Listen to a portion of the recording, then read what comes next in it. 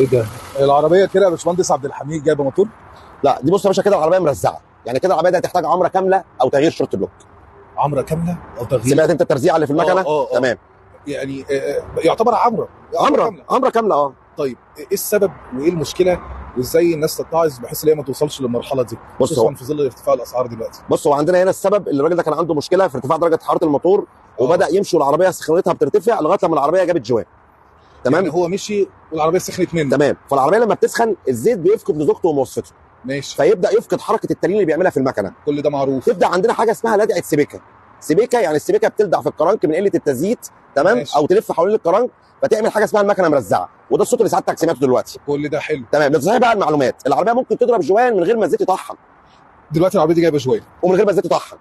طب ما هو على طول كل الناس بتقول، الفنانين بيقولوا اي عربيه جايبه جوان بص على الاول على الميه، شوف الزيت عامل شكله شكل الطحينه ولا لا. طب لو مش مطحن وضربه جوان برضو ينفع، في حاجه اسمها ضربه جوان على نظيف. ضربه جوان على نظيف، على نظيف، وليه نفس اعراض الجوان اللي بيطحن، نفس الاعراض، بس بدون ما يطحن.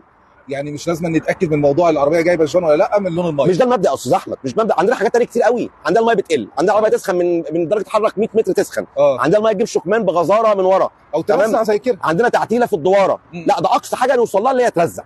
دي المرحله الاخيره. اللي انا بقى قعدت امشي على العربيه وهي بتسخن مني والزيت عمال يفقد لزوجته ومصفته باستمراريه. تمام. وانا في التوهان ولا واخد بالي. طيب فعاوز حابين ننوه، الحاجات بقت مكلفه قوي.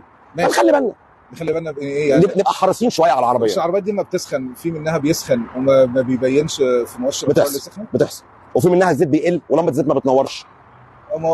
هي لمبه الزيت معروفه اصلا ان هي بتنور في الاخر خالص. يعني العربيه دي فقدت مواصفه الزيت نهائي وما نورتش لمبه الزيت.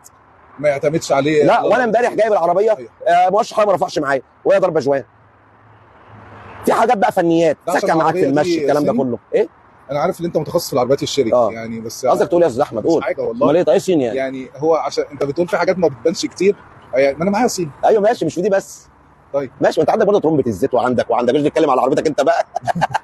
لا مالكش دعوه، كل العربيات مشاكل. شكرا يا هندسه، ربنا يستر عليك يا رب.